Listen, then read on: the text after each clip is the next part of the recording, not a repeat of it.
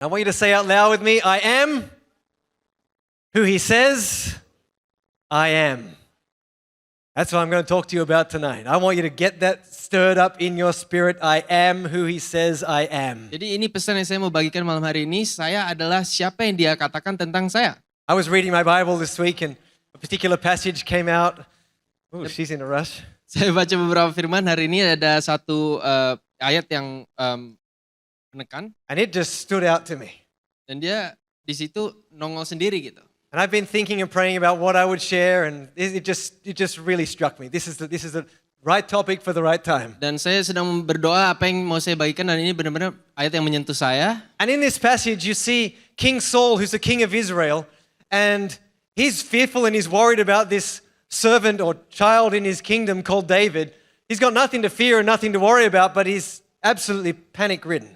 Jadi ayat ini mengatakan tentang Raja Saul yang entah kenapa sangat khawatir tentang satu anak kecil yang namanya Daud ini. Walaupun tidak ada hal yang seharusnya ditakutkan. He's a king who doesn't fully understand his position or his authority in God. He doesn't know who he is. Dia bukan raja yang sepenuhnya mengerti siapa dia di dalam Tuhan dan otoritas yang telah diberikan kepadanya. The reality is that David loves Saul, but Saul thinks that David's on a mission, on a vendetta to kill him and destroy him and overthrow his kingdom. Padahal sebenarnya Daud itu adalah seseorang yang sangat mengasihi Raja Saul ini, sedangkan Raja Saul ini sangat khawatir Daud mau mengambil tempatnya. And so we come to this passage of scripture and it says that David returned into Judah, which was in the southernmost part of Saul's kingdom. Jadi di ayat-ayat ini Daud itu kembali ke kerajaannya yang dimana Raja Saul berdiri di situ. David had no intent, Daud tidak memiliki keinginan. but news reached Saul.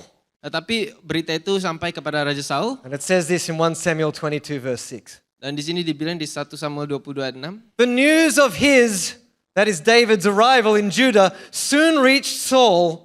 And at that time, the king was sitting beneath the tamarisk tree on the hill at Gibeah, holding his spear and surrounded by his officers. Hal itu didengar oleh Saul sebab Daud dan orang-orang yang bersama-sama dengan dia telah diketahui tempatnya. Adapun Saul ada di Gibeah sedang duduk di bawah pohon tamariska di bukit dengan tombaknya di tangan dan semua pegawainya berdiri dekatnya. Take a look at that. Lihatlah ini. Who is Saul? Siapa Saul? He's a king. Dia adalah raja. Where is Saul sitting in position? Di mana posisinya? Underneath the tree, Di bawah pohon. protected from above. Dilindungi dari serangan di atas. Where is he sitting? At the top of the hill. Dia berdiri di atas bukit. The strongest position anyone could be in a military sense. Posisi terkuat secara strategi dalam perang. And who is he surrounded by? Dan dia dikelilingi siapa? All his officers. Pegawainya. No hope, no way in for any enemy trying to destroy his life. Tidak ada harapan bagi musuh untuk menyerang dan menghancurkannya. And yet take a look at what Saul is doing. Tetapi kita lihat di sini apa yang sedang dilakukan Saul. It says he was beneath the tamarisk tree on the hill at Gibeah holding his spear. Di sini dia bilang dia sedang memegang tombaknya. Isn't it funny how some people seem to hold on to all their defenses even though there's no real need for it? Terkadang lucu kita melihat beberapa orang sedang berusaha sekeras mungkin melindungi dirinya padahal nggak ada alasan untuk melakukan hal itu. In our insecurities, we try to create things and protect things and settle things without understanding that there's nothing to worry about or fear about. Di dalam ketidakpercayaan diri kita berusaha mengurus semua hal dengan kekuatan sendiri walaupun tidak ada alasan untuk berasa takut. Saul is afraid, he's fearful, he's insecure. Jadi di sini Raja Saul itu sangat takut dan tidak percaya diri. His whole sense of himself and sense of how he feels God thinks of him is twisted and perverted. Pengertian akan dirinya, siapa dirinya dengan perspektif akan siapa Tuhan, apa yang Tuhan pikirkan tentang dirinya itu benar-benar rusak di sini. And because of his false sense of self, he feels as though David is coming against him. Dan karena perspektif yang salah tentang dirinya, dia merasa si Daud ini sedang datang untuk memusuhinya. The next verse 7, literally after that. Di ayat yang ke-7 setelahnya ini. Listen here, you men of Benjamin. Cobalah dengar ya orang-orang Benyamin. Saul shouted to his officers. Jadi berkatalah Saul kepada pegawai-pegawainya. Why does a king need to shout at the people around him who are actually for him and on his side? Kenapa dia harus berteriak kepada orang-orang yang ada dalam sisinya?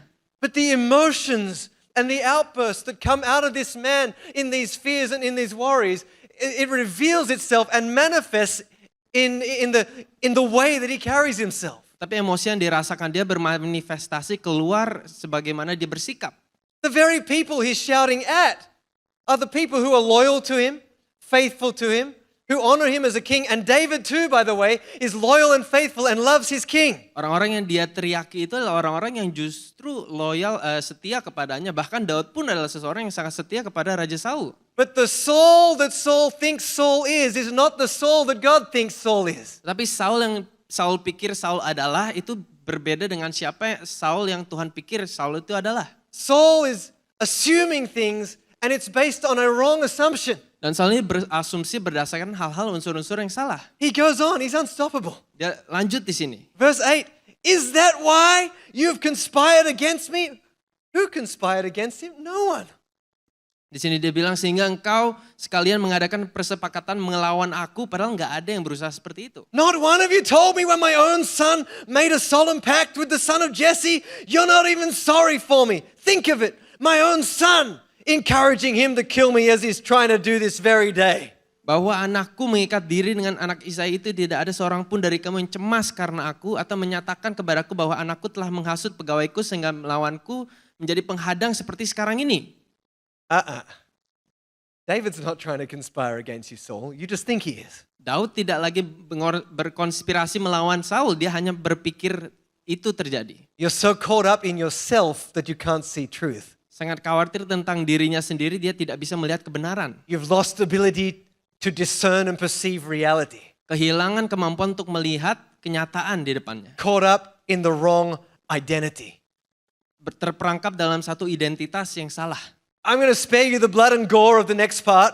You can read it in your own time, but basically Saul murders entire families of innocent people simply because of his insecurities and the things going on inside of him. Dan Anda bisa membacakan ayat-ayat setelahnya di dalam waktu sendiri, tapi apa yang terjadi secara singkat itu dia membunuh keluarga-keluarga orang-orang di sini. Until the day he dies. Sampai di hari wafatnya itu. Saul never really overcomes to understand who he is, who God made him to be, and how to live and walk in that divine destiny and grace. Saul tidak pernah mendapatkan pengertian akan siapa dirinya di dalam Yesus.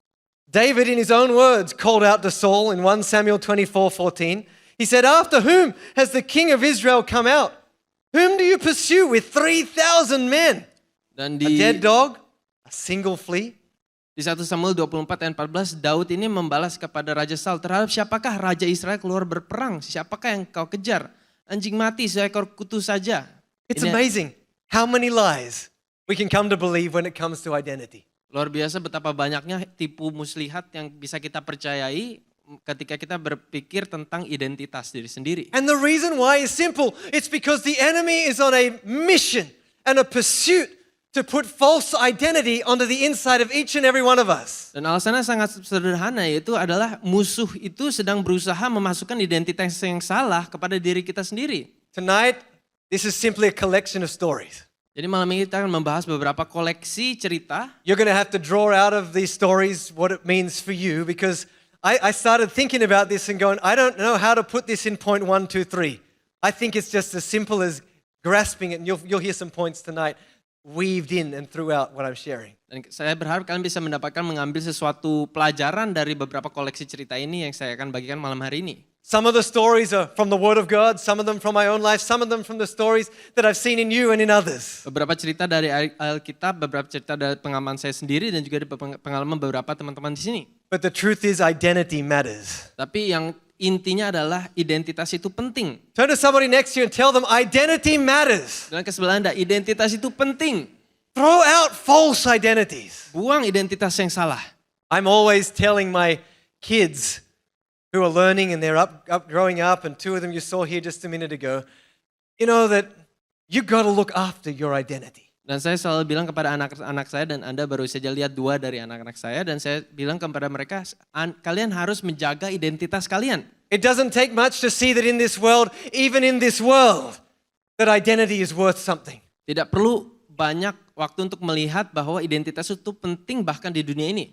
Hackers are constantly on pursuit But whether they could get your name and your birthday and your email and your address and all those things. Why? If they can get your identity, they can begin to wreak chaos in your life. Hacker itu pun melihat dan berusaha sekeras mungkin untuk mencuri identitas orang-orang karena mereka tahu dengan identitas orang yang mereka curi itu bisa membuat kekacauan. If someone who isn't meant to have control over your identity gains control of your identity, they can begin to twist things and shape things to their own devices. Ketika seseorang yang tidak seharusnya memiliki identitas orang lain dan mereka memilikinya, mereka bisa mulai memutarbalikkan situasi. Our lives in many ways are a picture of our identity. Dan hidup kita sebagian besarnya adalah refleksi dari identitas siapa diri kita. You saw it in Saul. Kings can be reduced to pawns. Kita bisa lihat di sini, raja bisa dikurangi sampai ibaratnya seperti satu hamba. If their identity isn't right. Kalau identitasnya tidak benar. The strong can be made weak. Yang kuat bisa menjadi lemah. Mighty warriors can be reduced to mighty warriors. Satu prajurit yang gagah bisa dikurangi menjadi seseorang yang sangat khawatir. World changes can be Pengubah reduced dunia. to people who sit and watch others change the world. Mengubah dunia bisa dikurangi menjadi seseorang yang hanya duduk di sana melihat orang-orang lain mengubah dunia. Dreamers can become wishful thinkers. Pemimpi hanya menjadi seseorang yang berharap. And leaders, instead of exerting the authority that God mandated for them, can sit back and relegate it to one another. Pemimpin yang seharusnya bisa menjelaskan dan memberi otoritas kepada orang lain hanya mendelegasikan dan suruh orang lain melakukan hal-hal. Talented people, Orang-orang instead of berbakat. using the God-given gift, can bury it in the sand. Ketimbang bisa memakai bakat yang telah diberikan hanya mengubur bakatnya begitu saja. These things often come back to how we see ourselves, the identity that we're speaking over our lives and that we've taken on and received in our upbringing and even until today. Hal-hal inilah yang mengatakan bagaimana kita memaksimalkan talenta-talenta semua yang telah diberikan ke dalam hidup kita selama ini. And there's a battle going on Dan ada for that peperangan identity. yang sedang terjadi untuk mendapatkan identitas itu. Nurture your identity. Bangun identitasmu. My kids love that 1993 movie Cool Runnings. Has anybody seen that? Ada A couple of you? anak-anakku Okay. menyukai satu film di tahun 1993. I don't normally recommend movies, but I'm going to recommend this one. This will have you laughing the whole way through. Okay. It's a great movie. Saya nggak biasanya merekomendasi satu film, tetapi film ini Cool Running adalah satu film yang bagus. But to let you know the storyline, pretty much it's how 4 Jamaican people, you know those black Jamaican athletes. Jamaica's not known for winter sports, it's known for summer sports. Jadi intinya ini adalah satu film tentang 4 grup pelari dari Jamaika. Switch disciplines, and instead of going to the Olympic Games for the 100-meter sprint, they go for the bobsled. Tapi ketimbang mereka ini ke Olimpiade untuk berlari, mereka ubah haluan dan mereka melakukan olahraga yang biasanya dilakukan di musim dingin. Now, I mean, it is absolutely crazy to think that 4 people from a country which only knows hot, hot, and hotter.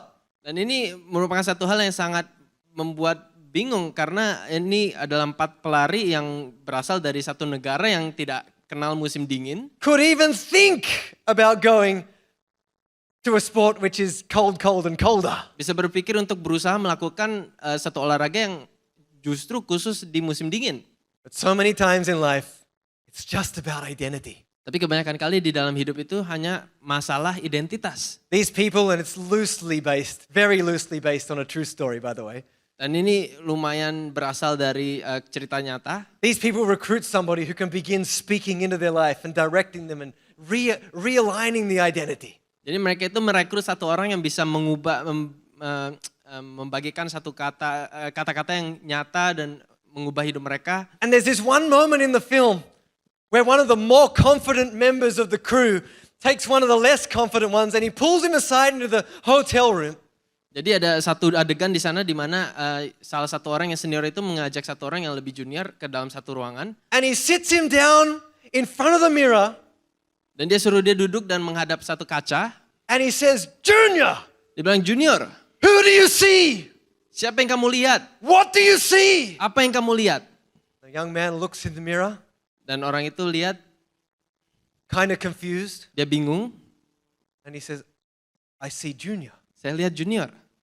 And the bold man gets, he goes, no! Dan orang bilang, tidak. Let me tell you what I see. Biarkan saya kasih tahu kamu siapa yang kamu lihat. And he begins speaking into this man's life, and he begins declaring over him and just pouring out new. And this guy's like, whoa, whoa, whoa. And within seconds, Dan dia orang yang lebih senior itu mengucapkan, mendeklarasikan hal-hal yang anak junior ini bilang, wow gitu. this guy begins to see, I'm not just junior.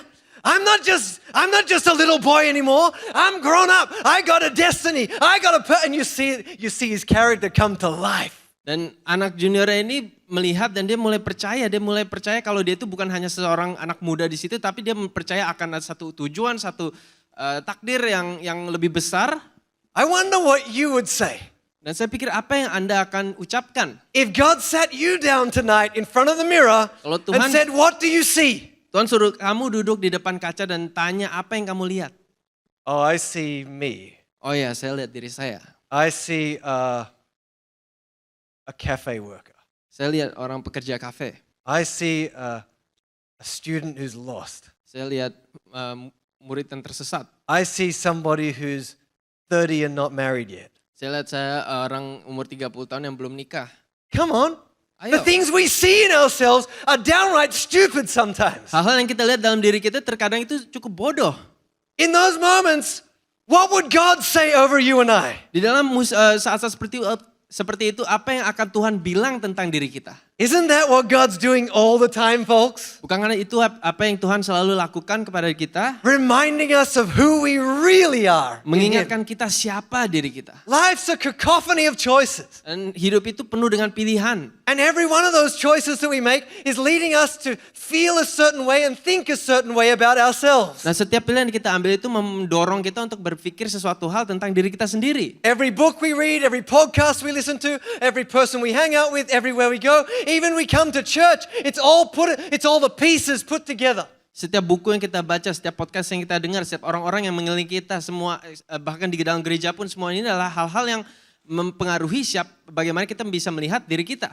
But it's not just the voices of this world that's meant to define our destiny and our identity. Tapi seharusnya bukan hanya hal-hal di dunia ini yang mendefinisikan siapa diri kita dan identitas kita. There's a voice that's meant to stand out above them all. Ada satu suara yang harusnya menongol lebih di luar dari suara-suara lainnya ini. And that's the voice of the Holy Spirit, the voice of Jesus into your world and into mine, telling us not what the world thinks about us, not what we think about us, not what our parents think about us or our teachers think about us, but what we were designed to be. Suara Yesus, suara Roh Kudus yang mendefinisikan bukan hanya apa yang gurumu katakan tentang dirimu, apa yang engkau sendiri pun katakan tentang dirimu, tetapi apa yang Tuhan telah takdirkan dan tempatkan dalam hati dan hidup kita. Do you know who you are? Kamu tahu nggak siapa dirimu? Do you know who He designed you to be? Apa kamu tahu desain seperti apa yang Tuhan telah siapkan untuk hidupmu? If not, get behind God's mirror and find out. Kalau belum tahu, hadapi kaca dari Tuhan dan cari tahu. Anybody know what God's mirror is? Semua tahu di sini apa kaca dari Tuhan ini? The Word of God. Alkitab, The Word of God. firman Tuhan. Jesus, Yesus, He's on a mission dia itu ada dalam satu misi to speak to you and I who we are. untuk berfirman kepada engkau dan Say it saya. out loud again. I am Bilang lagi, who saya He says adalah, I am. siapa Amen. yang dia bilang, saya adalah. To Gideon. Listen to this. Untuk Gideon, How can I rescue Israel? My clan is the weakest in the whole tribe of Manasseh, and I'm the least in my entire family. That's a bad identity, Gideon. Tuanku, dengan apakah aku bisa menyelamatkan orang Israel? What does God say? Apa yang Tuhan bilang? The Lord is with you, you mighty man of valor. Tuhan adalah bersama denganmu. Imagine. Now Bayangkan. imagine if God spoke that over you and over me. He is speaking it over you. Dia sedang berfirman di atas hidupmu. Jesus. No Yesus. longer do I call you servants, for a servant does not know what his master is doing, but I have called you friends. Aku tidak menyebut kamu lagi hamba sebab hamba tidak tahu apa Doesn't yang diperbuat oleh tuannya, tapi aku menyebutmu sahabat. Doesn't it feel good to be a friend of God, not just a servant of God? Bukankah satu hal yang indah kita menjadi sahabat Tuhan bukan hanya menjadi hamba Tuhan? Come on, am I the only one? Apakah saya sendiri di sini? Get a little louder, folks. Lebih keras lagi dong. Yeah, identity, come on. Identitas, ayo. Hey, what about this one, the prodigal son? Apa ini anak yang hilang? he comes home to his father and this is what he says. Dia datang kepada bapaknya setelah dia kabur itu. Father, I have sinned against heaven and in your sight and am no longer worthy. That's an identity. Bapak, aku telah berdosa terhadap sorga dan terhadap Bapak, aku tidak layak lagi disebutkan oleh anak Bapak. Ini No adalah longer identitas. worthy to be your son. That's an even stronger way of identifying himself. Tidak layak lagi disebut anak Bapak, satu cara untuk mengidentitaskan diri sendiri.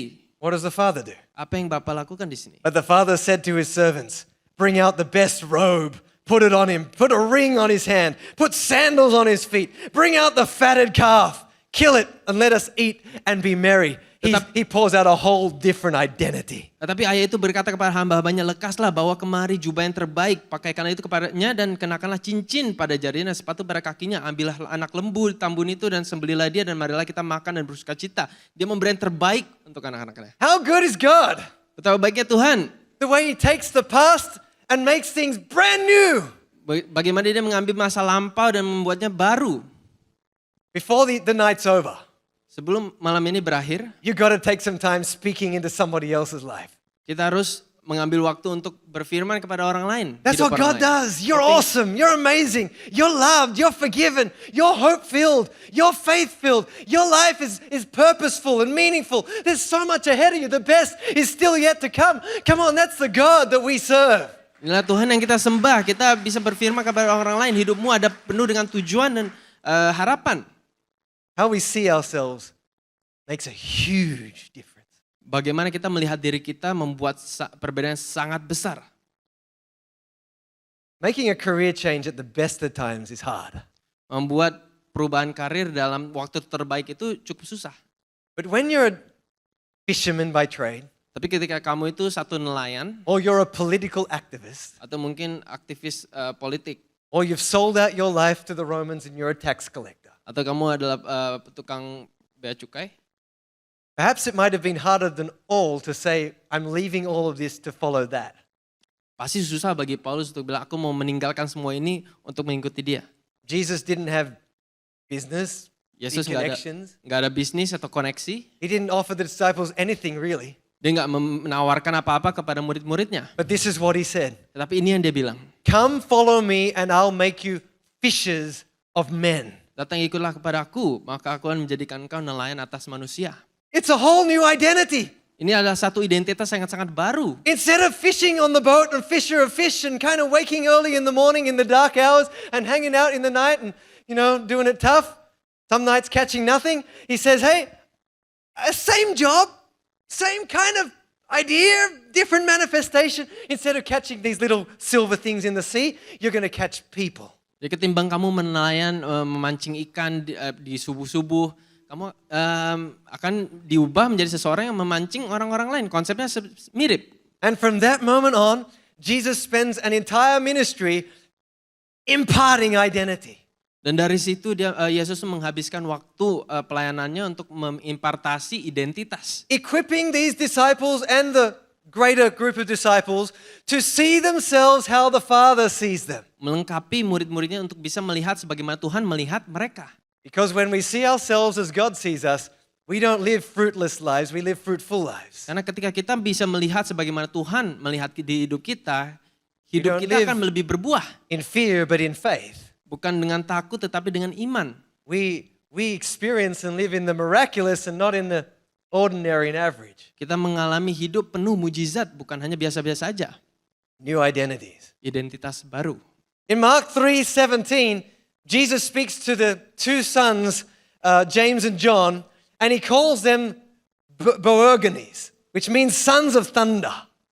Jadi di Markus 3:17, Yesus itu berbicara kepada dua muridnya, Yakobus anak Zebedius dan Yohanes saudara Yakobus. Dua-duanya Jesus dipanggil saw in these two men passion. anak-anak guru, ya, dan Tuhan melihat semangat. He didn't dalam hidup always mereka. like the way they used the passion. Yesus mungkin gak terlalu suka bagaimana mereka menggunakan semangatnya. One time when they weren't served properly, these two came to Jesus and they said, Lord, do you want us to call down lightning and thunder from heaven? Call down something from heaven, strike them, fire from heaven, take them off the earth? Jesus said, come on. Satu saat di mana mereka tidak dilayani dengan baik dalam satu tempat itu, mereka ke Tuhan, berpaling kepada Tuhan dan bilang, mau nggak kita turunkan badai dan api But ke he tempat loved ini. the passion. Tapi Tuhan sayang sama semangatnya mereka. The identity of passion, he gave it to these people. Satu identitas semangat yang diberikan oleh Tuhan kepadanya. And later, John earned the nickname of Apostle of Love. Dan Yohanes di sini setelah beberapa tahun itu diberi judul Rasul Kasih. Which means that he'd learned not just to live in passion that was unbridled or passion that was kind of out there, but he learned to bring it within the context of loving passion. Jadi Yohanes ini belajar untuk bukan hanya menggunakan semangatnya asal-asalan, tetapi dengan dalam satu konteks kasih. No wonder the book of John is one of the favorites of so many people. Tidak heran buku Yohanes itu adalah salah satu buku favorit dalam Alkitab. Because he grasped his God-given identity. Karena dia mengerti dan mengambil identitasnya. So you see, Jesus is in this mission of speaking the right identities into our lives, but the flip side is that the enemy and the world and all the influences around us are equally busy at work trying to bring the wrong identities. Jadi Yesus itu sedang menghabiskan waktunya kepada di dalam hidup kita untuk memfirmankan identitas yang baik, tetapi ada musuh-musuh juga yang sedang mengucapkan identitas yang salah ke dalam hidup kita. When we settle for identities that are less than God's best, we settle for a life that's less than God's best. Ketika kita merasa cukup aja untuk menerima identitas yang biasa aja, itulah yang kita terima. 2 Thessalonians 2:10 says this. 2 Tesalonika 2 ayat 10. He will use, he's talking about the devil here and his cohorts, will use every kind of evil deception to fool those on their way to destruction Di sini- because they refuse to love and accept the truth that would save them. Di sini dikatakan tentang iblis bagaimana dengan rupa-rupa tipu daya jahat terhadap orang-orang yang harus binasa karena mereka tidak menerima dan mengasihi kebenaran yang dapat menyelamatkan mereka. So God speaks, Jadi Tuhan berfirman and we have a choice dan kita memiliki pilihan whether to receive that truth or to reject it. untuk menerima atau menolak kebenaran itu. Whether to believe the bigger lie that's being spoken that more people believe to follow the crowd or follow the heartbeat of God that's leading us and guiding us in truth. Untuk menerima tipu-tipu yang orang lain terima atau menerima kebenaran yang Tuhan sedang bagikan. And verse 11, the next verse, says, That's greatly us. deceived, they will believe these lies. Kesesatan atas mereka yang menyebabkan mereka percaya akan dusta. How tragic it is when someone sells out to a false identity. Betapa tragisnya kita melihat orang-orang yang menerima dan mempercayai identitas yang salah. Tell someone next to you, hold on to the right passport. Bilang ke sebelahmu, peganglah paspor yang benar. Let me assure you that when you turn up to the gates at the airport, if you are holding the wrong passport, you are going nowhere. Biarkan saya pastikan pada Anda kalau Anda sampai di airport dan Anda datang dengan paspor yang salah, Anda nggak akan bisa kemana-mana. You may even end up in prison. Bahkan bisa aja masuk ke dalam penjara. One time, Grace and I turned up to the airport Satu kali saya dan Grace tiba di airport in Sydney, di Sydney. and I scanned through, no problem. Dan saya scan dan nggak ada masalah. And she stood there and couldn't pass the gate. Dan Grace di situ berdiri nggak bisa lewat The lady gerbangnya. behind the desk is saying, do you have another passport? Do you have a different name? Do you have a different country's passport? I can't see any record of your passport here. Nah, perempuan di situ mempertanyakan Grace, kamu ada paspor lain atau ada kartu dokumen lain? I tell you, it gave us the jitters for a bit. Nah, itu menakutkan kita sedikit. But after doing a little bit of sleuthing, she realized, no, it's actually a problem with their system. Tapi ketika menghabiskan beberapa saat itu mereka sadar emang ada salah dalam sistemnya And we passed on our way. dan kita bisa melewati gerbang itu. But it's moments like that that give us a taste of what it's like to live in this world without identity. Tapi saat-saat seperti itu memberi kita rasa bagaimana kalau kita hidup di dunia ini dengan identitas yang salah. And when the identity is false, it's hard work. Dan ketika identitas itu salah adalah satu kerja keras. I don't know how many people in this world are living a life that's not really their own life. Saya nggak tahu berapa banyak orang-orang di dunia ini yang menghidupi hidup yang bukan miliknya. Trying to be someone they're not. Berusaha untuk menjadi seseorang yang mereka bukan. Working something they hate because it's not them. Bekerja melakukan sesuatu yang mereka benci karena itu bukan mereka. Going through life stuck in a position which is just not normal. It doesn't feel comfortable. Melewati hidup yang nyangkut karena nggak ngerasa nyaman karena ini bukan mereka. Reason is simple. Alasannya sederhana. That was not how God made you to be. Itu bukan bagaimana Tuhan menciptakan kamu. You are Kamu who adalah God says you are.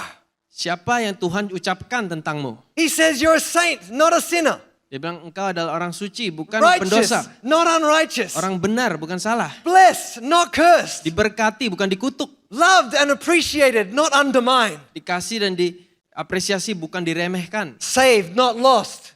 Diselamatkan, bukan hilang. Reconciled, not distant. Menerima damai, bukan hilang, jauh. Heard, not forgotten. Come on, give him a hand. Diampuni, Talented, not worthless. berbakat, bukan gak ada layaknya. Able, not unable. Sanggup, bukan tidak sanggup. Brand new, not Baru. old junk.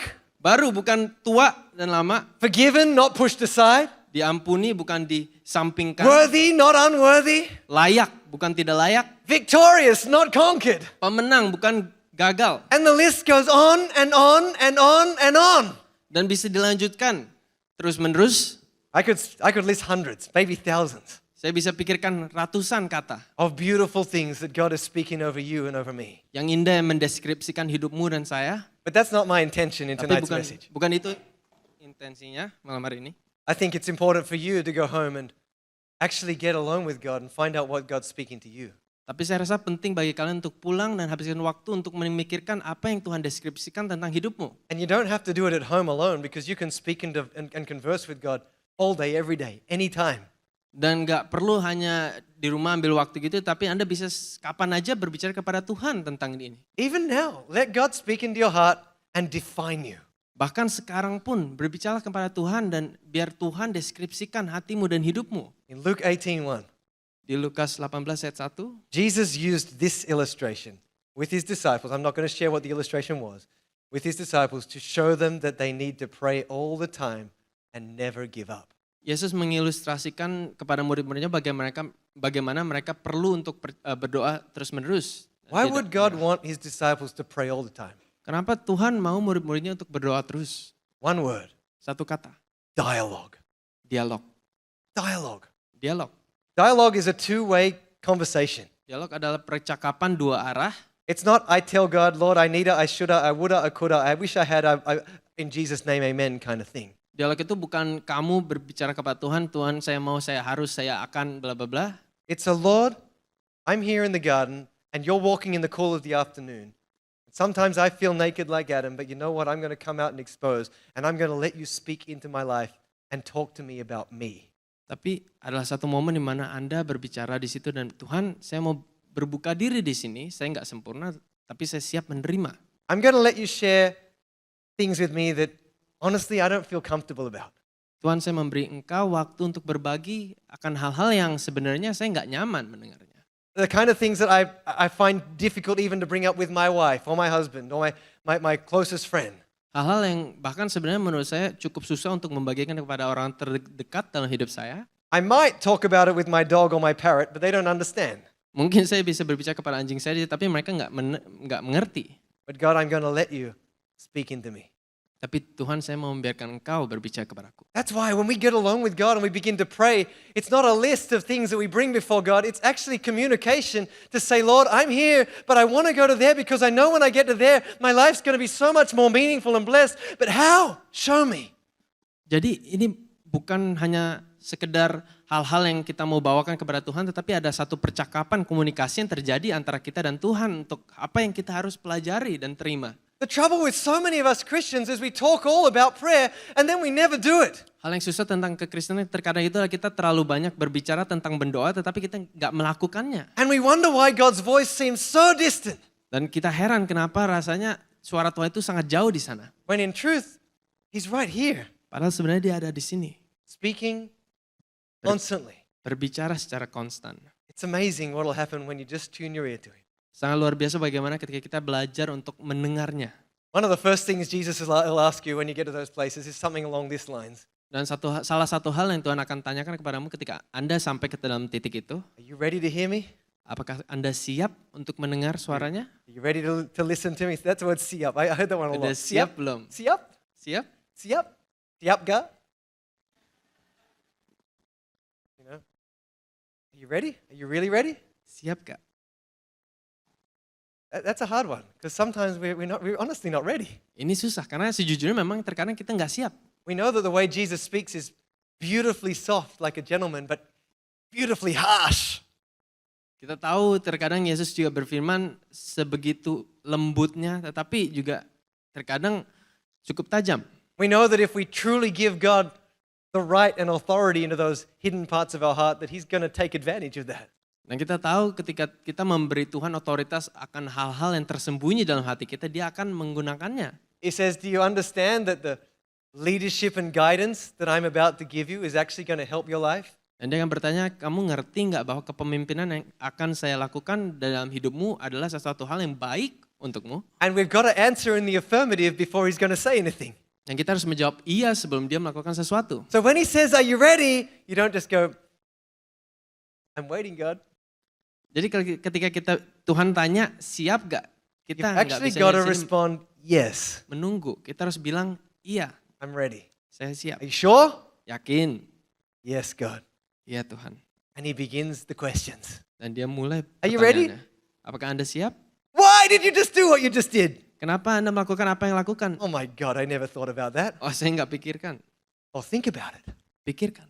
Why do you speak to them like that? Why are you so rough? Kenapa Anda kasar kepada orang itu? Why are you always angry? Kenapa selalu marah? Why you can never smile? Kenapa nggak pernah You know, tersenyum? God will bring up all these things. God, I didn't think you were going to talk about that. Dan kamu nggak menyangka Tuhan membahas hal-hal seperti ini. Do you actually think before you do those kind of things? Apakah Anda berpikir sebelum melakukan hal-hal ini? Do you ever think? Apakah Anda berpikir? God's not always sekali. negative, okay? I'm just telling you that. Ini Tuhan nggak sekasar itu ya. Why are you so afraid of communicating? Tapi kenapa Anda sangat takut untuk berkomunikasi? Why are you so worried? You get around those people that got better English than you, and all of a sudden your head goes down and your back turns. Kenapa Anda sangat khawatir ketika ketemu orang lain yang Inggrisnya lancar dan Anda mulai membalikkan diri?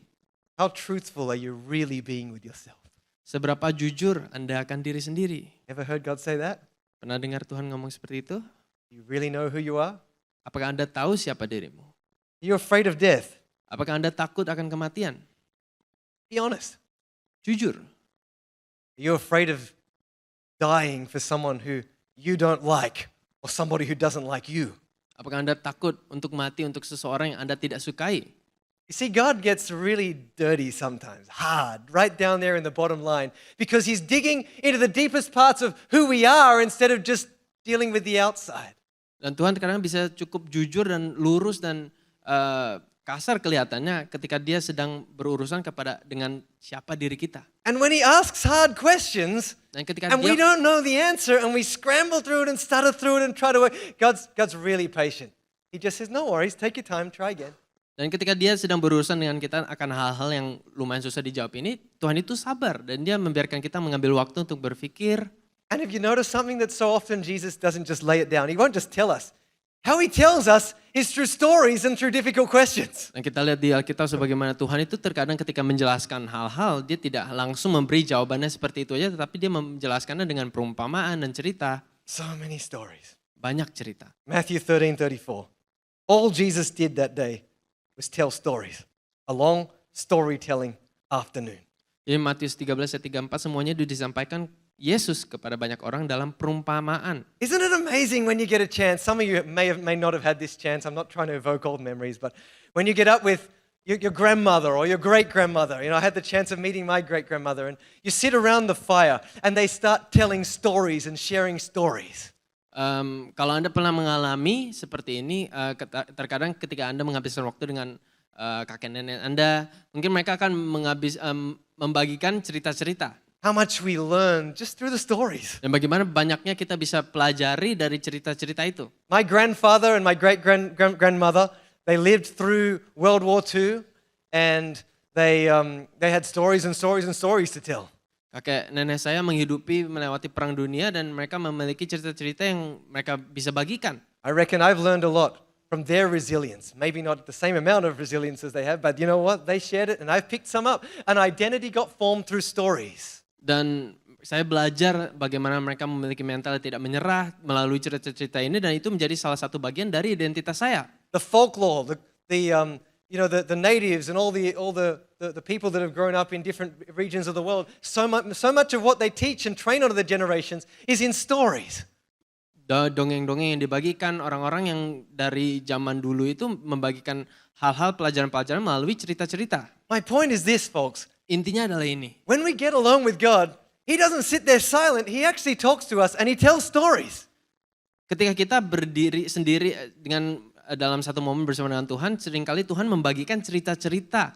The untuk kind kita. of learning that happened around Jesus was not a classroom experience. Pembelajaran yang terjadi di sekitar Yesus waktu itu bukan seperti dalam satu kelas, It wasn't take out your pens and take notes. bukan although that's good. ambil pen dan catat walaupun itu bagus. It was sit down and let's have a chat.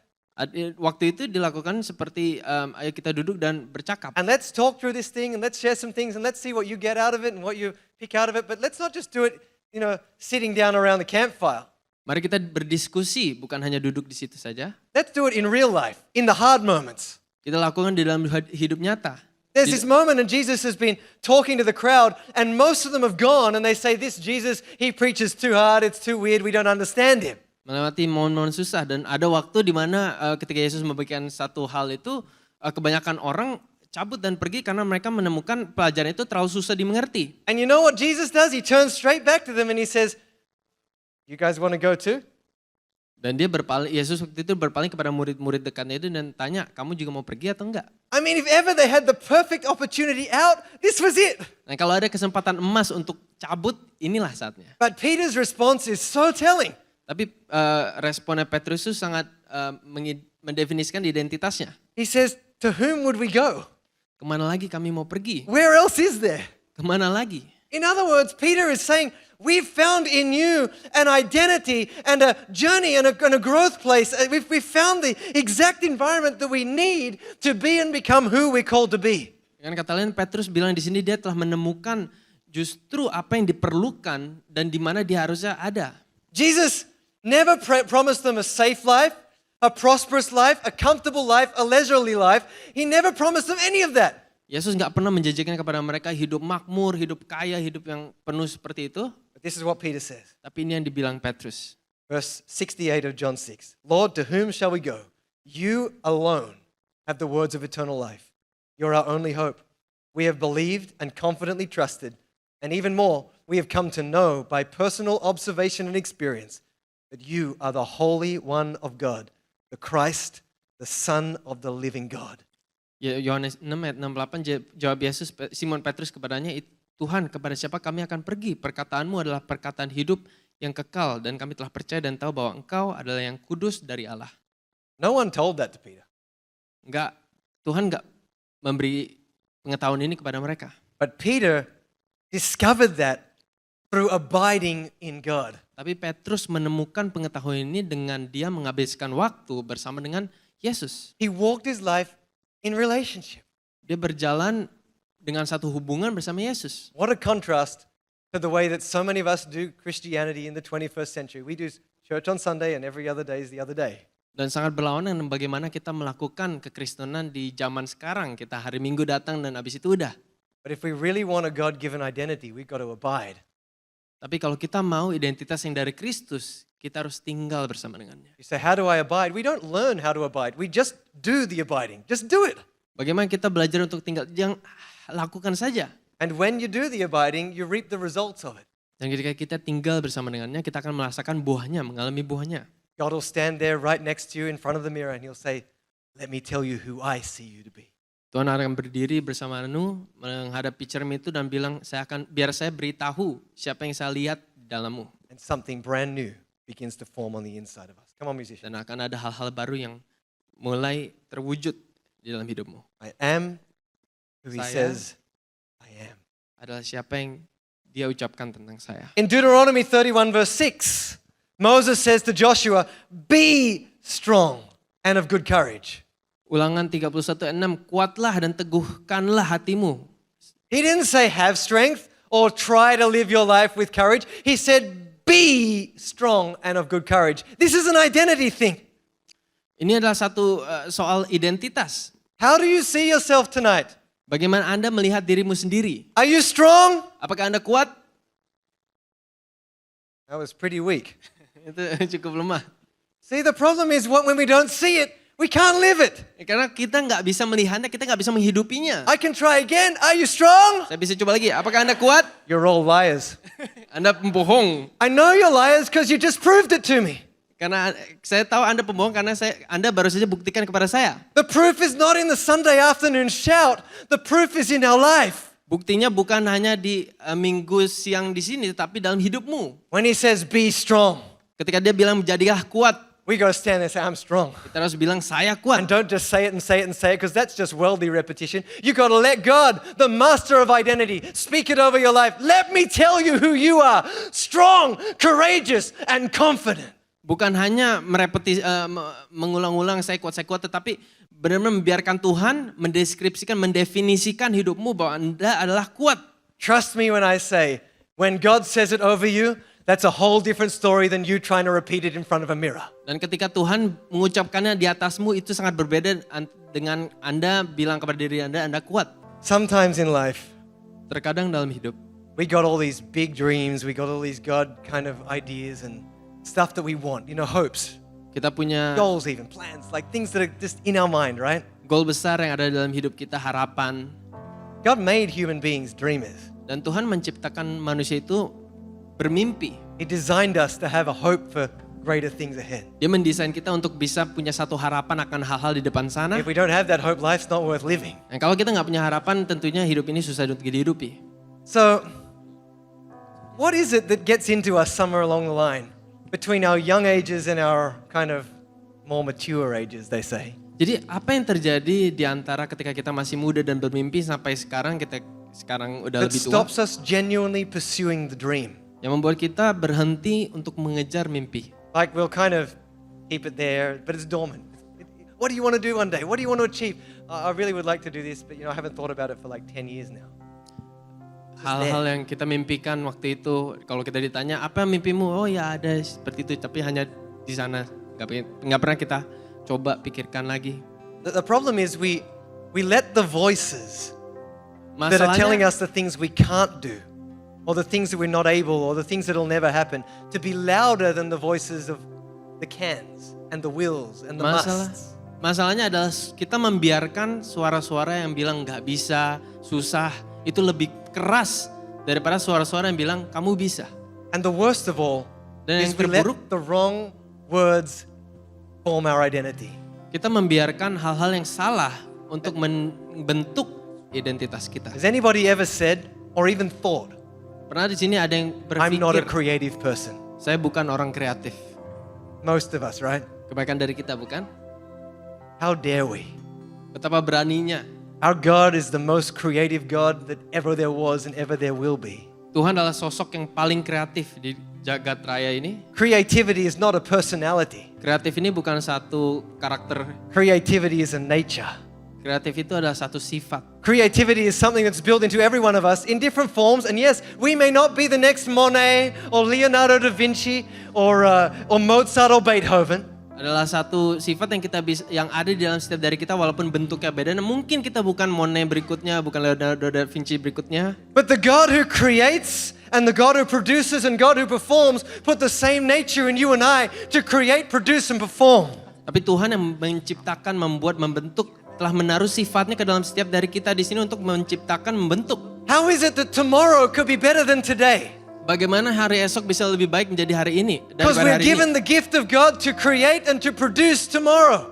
Karena Tuhan telah memberikan kekuatan bagi kita untuk menciptakan dan membentuk besok. I say regularly, we aren't here to build a big church. We're here to build big people. Kita bilang di sini selalu, kita nggak di sini untuk membangun gereja yang besar, tapi untuk When you membentuk build orang-orang yang besar. big people do big things. Ketika orang-orang yang besar itu selalu pasti menciptakan, melakukan hal-hal yang besar. And those big things are going to be big in your world because God's got something that's beyond your own capacity and human ability. It'll take the Spirit to get you there. Dan hal-hal besar itu akan ada dalam dirimu, dalam hidupmu, dan mengharuskan kamu untuk melakukan hal yang lebih besar dari dirimu sendiri. And the Spirit shows us things that haven't been shown to anyone else and no one ever knew because it's unique to you. Dan rohnya akan menunjukkan kepadamu sesuatu yang unik karena itu hanya yang orang lain nggak tahu karena itu unik untukmu. And it's in your hands to take it and work it and mold it and shape it and produce with it and become something. Dan hanya ada di dalam tanganmu, itu sesuatu hal yang bisa diproduksi dan dilakukan, diciptakan. But we turn back and we say, I'm not creative. Tapi kita bilang di sini, kita berpaling, kita bilang kita nggak kreatif. That's just a label. Itu hanya label. And it's a label that's stopping you from believing the impossible. Label yang menghentikanmu untuk mempercayai yang tidak mungkin. I was up there in the Antioch Kids Room a couple of months ago. Beberapa bulan lalu saya ada di ruangan kids di atas sana. And I was having a chat with Dodi. Almost all the parents had already gone. Saya ngobrol dengan Dodi ketika orang-orang tuanya sudah meninggalkan tempatnya. And little Joanna was, standing there with one of those UHT popper things, like a juice or milk or something like that. And she couldn't work out how to open it because there was no straw. Dan Joanna di situ ada anaknya Dodi berdiri dan dia ada satu kotak jus dan dia sedang berupaya bagaimana untuk membukanya karena nggak ada sedotannya. So we were lost in conversation. I couldn't work out why is she running around the room going crazy. I couldn't work it out, but kind of just let it sit there. And all of a sudden we realized. Dan saya sama Dodi lagi berbicara itu sambil berpikir kenapa si Jojo ini keliling ruangan. He was looking for something to open her popper. Dan saya sadar dia sedang keliling cari ide bagaimana untuk membuka You know where she found it? kotak jusnya. Ketika the kita pram. menemukan di The dalam pram had one of those things, the thin, like plastic stick things that kind of had just popped out of the edge of the stitching. Jadi ada di dalam pram itu ada dalam satu jahitan itu ada satu hal kecil gitu. And when she found that, she popped her popper and she was overjoyed and she got rebuked by Dad.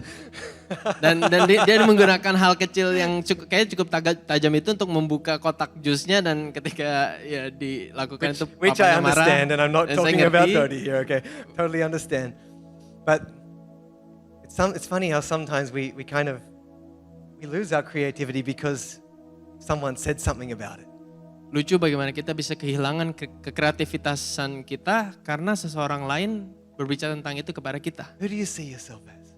Bagaimana Anda melihat diri sendiri? 2023 can be the best year of your life. 2023 bisa menjadi tahun terbaikmu. Depends on how you enter into it, and how you live it, and how you walk it. Everything matters, how you see yourself.